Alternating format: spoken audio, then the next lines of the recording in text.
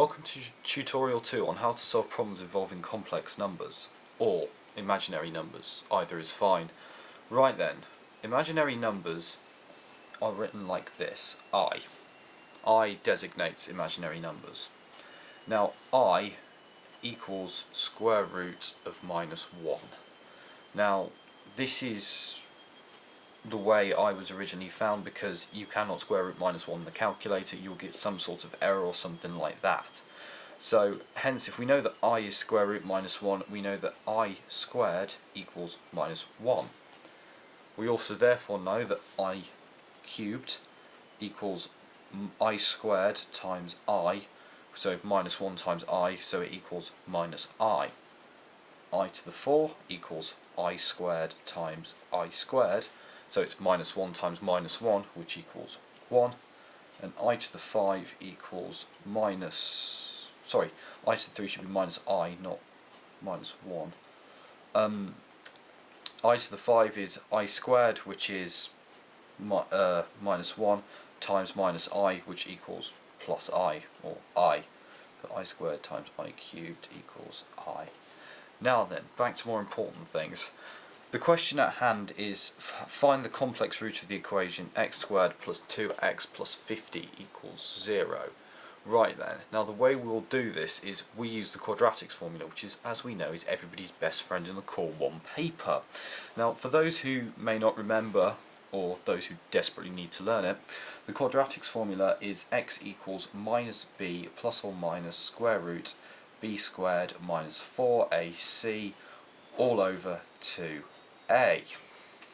Now from this we can substitute numbers in order to work out our answers. So we'll start with right.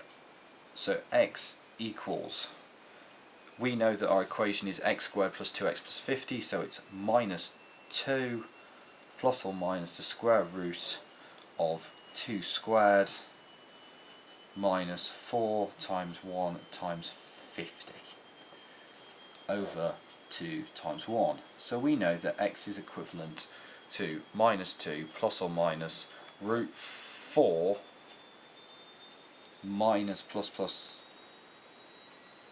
minus 200. Therefore we know that x equals minus 2 plus or minus square root of 196. Or should I say 4 times 1 times 50, 4 minus 200. So therefore we know that x equals minus 2 plus or minus the square root of root 196 over 2. Just to recap that, in case there was a bit of confusion, we put in the quadratic formula, so you get minus 2 plus or minus the square root of 2 squared minus 4 times 1 times 50 over 2. This equals minus 2 plus or minus root 4 minus 200 over 2. Minus 2 over here, and that equals x, and that means that it's minus 2 plus or minus the square root of minus 196 over 2, which therefore goes down to x equals minus 2 plus or minus 14i. Now you're probably wondering why it's 14i, and the reasoning is quite simple. The square root of 196 is 14. Now this is important. If you were to square 14i, then what you'd end up with is 196i squared. Now as we know from earlier, I squared is minus 1, therefore you've got 196 times minus 1. So yeah, so that would be 196. Now we know that it's minus 2 plus or minus 14i over 2, so therefore x equals minus 1 plus or minus 7i. That is how you solve the complex roots of the equation. Right, and just to recap quickly, I equals square root minus 1, I squared equals minus 1, I cubed equals minus I to the 4 equals 1, I to the 5 equals I, and then you put your roots through the quadratic formula and you end up with your root, which is minus 1 plus or minus 7i. Now I'm going to cover something else that we do with complex numbers, which is called the complex conjugate. This can be used in the following ways. I know, isn't it impressive? I flipped over a piece of paper. I have taken 3 roots, 3 plus square root 2i, 2 plus 6i, and minus 7 plus 5i. Now the complex conjugate is basically the opposite of it. So therefore the complex conjugate of 3 plus square root 2i is 3 minus square root 2i. The square root of, or should I say the complex conjugate of 2 plus 6i is 2 minus 6i.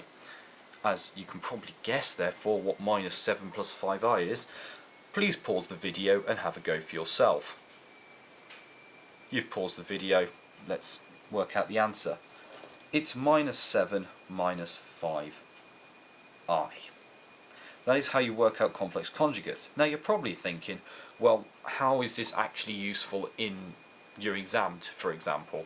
Well, let's take a question. The question that I've got is, find the complex number z that satisfies the equation z plus 3z with an asterisk equals 12 plus 8i. Now, z with an asterisk is equivalent to the complex conjugate of z. Now, we can write z as a plus bi. Therefore, we can write z with an asterisk as a minus bi.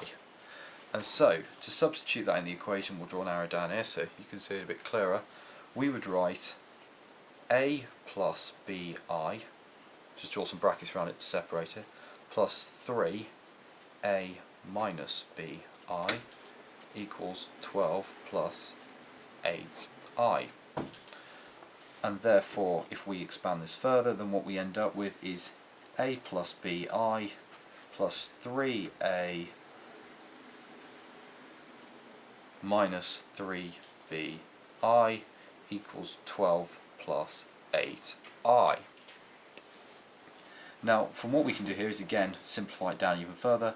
So we have 4a minus 2bi equals 12 plus 8i. Now you're probably wondering from here, how do we solve it? Because it's a bit, it's a bit difficult. We've got terms of I, we've got terms of b. How do we get rid of it? Right, first thing we do is we put like terms together. So we'll put 4a and 12 together because we know that these are our real constants. They are real. 4a is real, 12 is real. Then we'll separate our imaginary constant, minus 2bi and 8i. Now we know these are real, or sorry, these are imaginary because they've got an I in them. An I, obviously, imaginary number. So we have 4a equals 12. I'm not going to insult your algebra. A equals 3. Then we have minus 2bi equals 8i. We'll take out a factor of I, so it's minus 2b equals 8, b equals minus 4. Therefore, we have our roots in total, which means that z equals 3 minus 4i. Just to recap that, we have written z is equivalent to a plus bi, therefore the conjugate of z is equivalent to a minus bi. We have substituted this in so that we've got z is a plus bi, z with an asterisk, so that's the complex conjugate, is equal to a minus bi equals 12 plus 8i. Having expanded the brackets, we've then simplified, separated the real terms, the 4a equals 12, and therefore a is 3.